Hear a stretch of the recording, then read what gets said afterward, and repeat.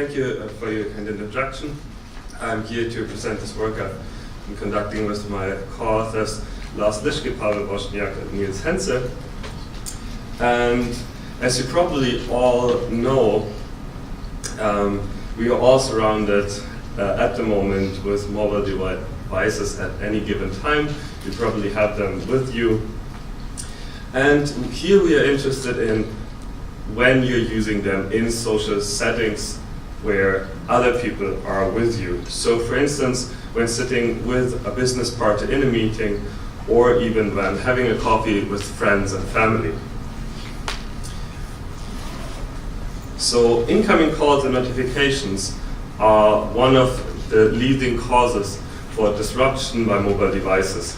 And then in this talk I'm going to present you a new mixed method approach to understand disruptiveness on mobile devices or mobile interaction.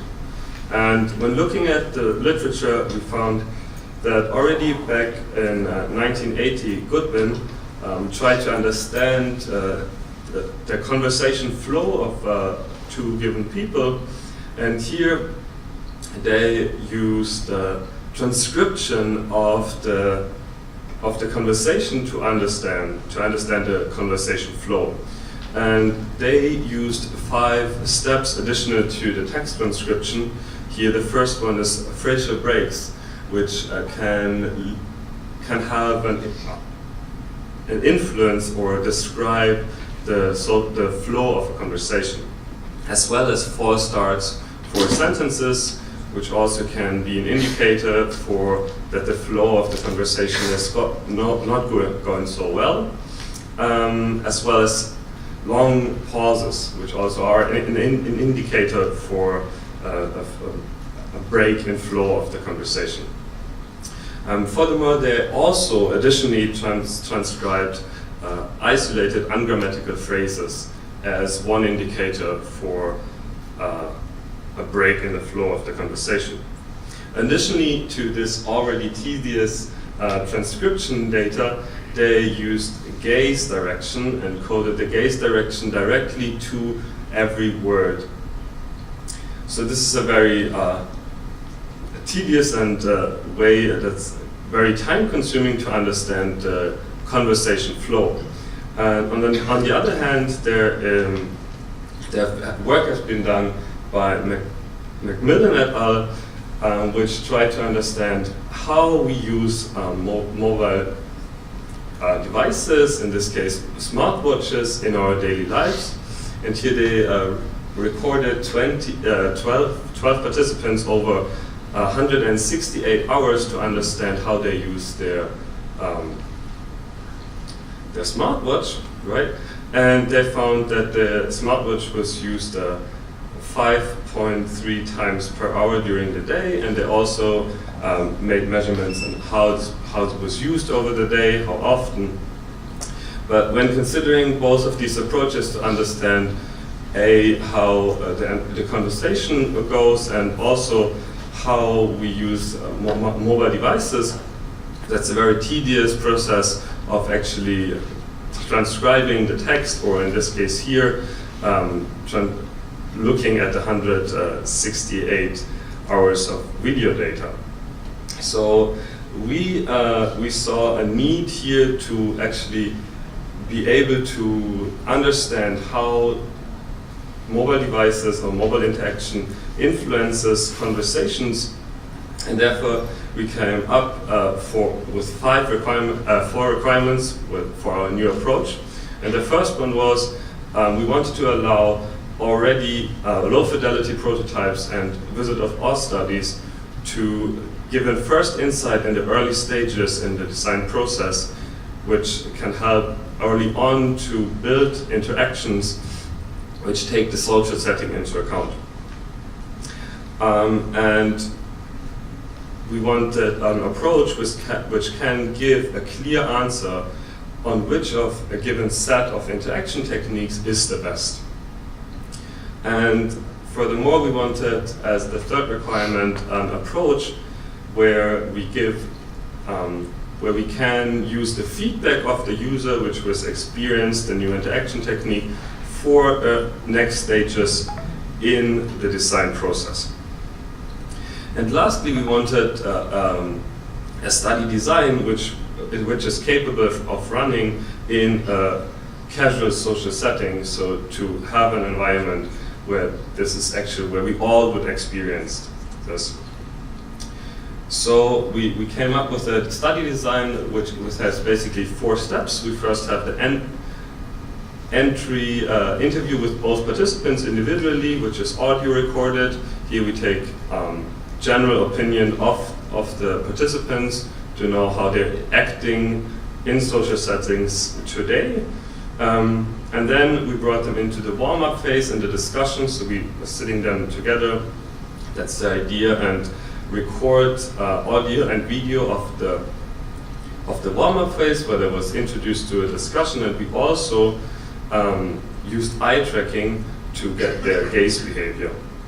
And then after the warm-up phase, when they were familiar with each other and they had settled on a talk and they were discussing something, we switched over to the actual discussion part where we think we can introduce new interaction techniques to actually force disturbances with our new interaction, if there are any. And this again is audio and video recorded, and eye tracking is used to analyze later on how the discussion was flowing when stimuli occurred. And finally, to get more insights for the next steps in the design cycle, we think it's important to have a final interview with both of the participants individually to understand how they felt in the discussion phase when the stimuli was introduced, as well as how they would generally give feedback on new or insights to improve the interaction technique. So in the following, I will present the example study where we actually used our new method approach, mixed method approach, and this is the actual picture of our study here. We see the 2 participants in a semi-like casual scenario where we have coffee mugs and glasses to simulate the social setting in a coffee, and both participants are wearing eye tracker here to get their gaze behavior, and the participant on the right side is having a phone, which is in our case the stimuli which we actually want to observe. And as incoming calls are one of the leading causes for interruptions in discussions, we wanted to understand how declining actually influenced the discussion, and therefore we used the normal Android decline app where you just swipe the little icon onto the decline icon. That was the one approach, and on the other hand we came up with surface sliding here where you slide the phone on the table towards the icon to decline the call. So we run a between subjects design study, as our new approach is only, or can only be run in a between subjects design that is heavily influenced if the 2 participants are already introduced to one stimuli. It's hard to actually get the right feedback and don't know about that there is a stimuli introduced. So that's why we are using a between subjects design. And we here in the discussion phase presented 10 incoming calls in 8 minutes of discussion. And as I said, we're going to compare the standard Android caller versus the surface sliding. And we had 12 discussion sessions here with 24 right-handed participants. 17 of them have been female, and age range between 19 and 33. And we recorded 120 minutes of discussion and 270 minutes of interviews. This already presents that we are heavily interested in also the user feedback and not only evaluating a simple A/B test between the 2 introduced stimuli. So these are 2 videos of our actual study. So on the left hand is the standard Android caller, and the participant is just swiping the little icon, and on the right side, surface sliding here, just moving the phone on the table to decline the call. Okay, coming to the results. While I think it's quite obvious that you can see that the person here labeled as non-phone, which has no phone, versus the person who had the phone, which is labeled as phone, there is a difference between the person no phone and phone in time spent looking on the phone. We also showed that there is a significant difference between our two conditions, the standard touch Android caller and our new method, or our new design, surface sliding. So to our user feedback, we had feedback on 5 different levels here. The first one was general feedback from the user, how they like the interaction, how they think we can directly improve surface sliding itself, or even improve the standard Android caller. And then we found 4 topics where they were highly interested in telling us in the interviews.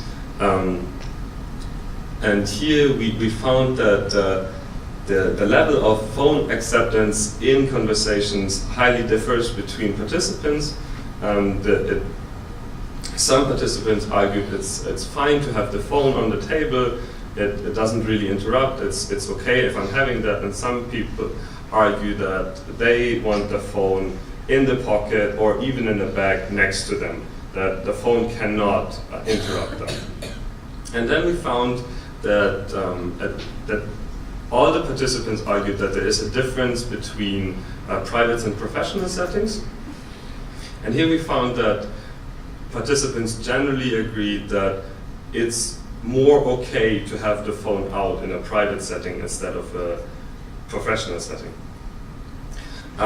So regarding these 2 levels of how they would love to handle their phone, they had exceptions, and exception mainly occurred when they know there's an emergency. So when they know they need to pick up somebody, the daughter from the school, for instance, they were all okay with having the phone on ring mode or even on the table, even though they said before, if I'm in a conversation, I want to have my phone in the bag or in my pocket. Furthermore, we got some insights on how they would handle the phone in a group scenario. So the scenario they experienced with us in the study was a face-to-face conversation, but they also gave us feedback on how they would handle their phone in group dynamics, so in a bar scenario or in a coffee scenarios with multiple people.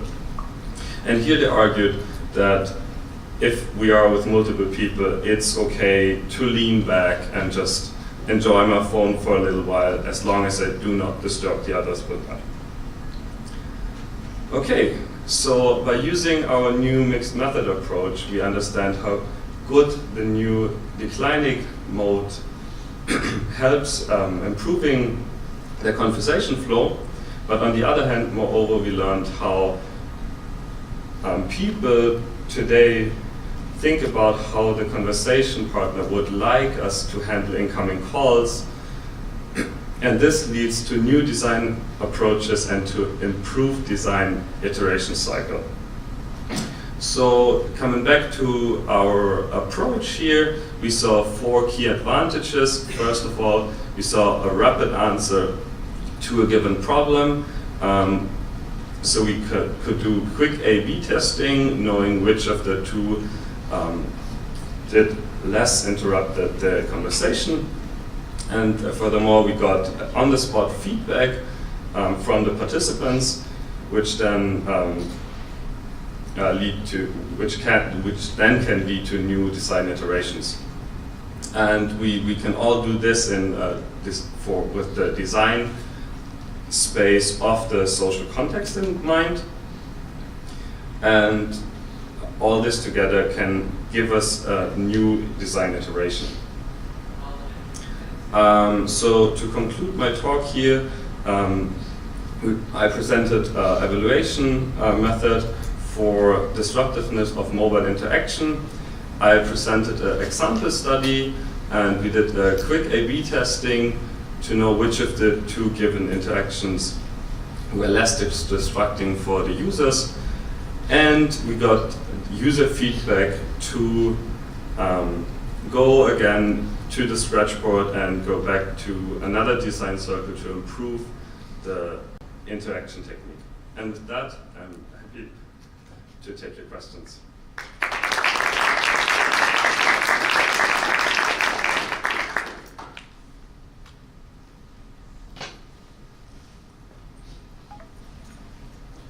Hello Sven, I'm Mikko Eili from Aalto University.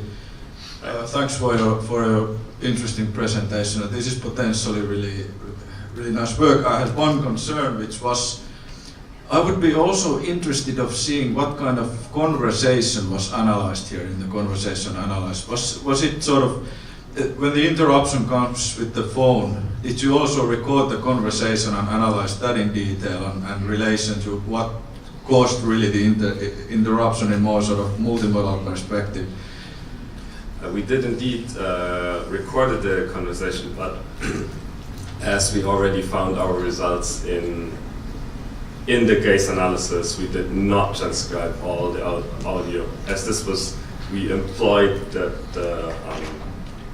our new approach to not transcribe all of the audio files. Yes, so you followed the gestures and the gaze and this kind of, but you can draw from video without the audio. Okay. Yeah. But you have the audio, so you can do another paper in another time. Thank you very much. You're welcome. How well do you think this translates to other mediums other than phone calls, like text notifications? Do you think the results would be similar? How distracting do you think a phone call is versus Snapchat message from your friends? That's a very good question, and I hope that we use this method in the future for different scenarios, and we will find out how this can lead to more insights. All right, thank you.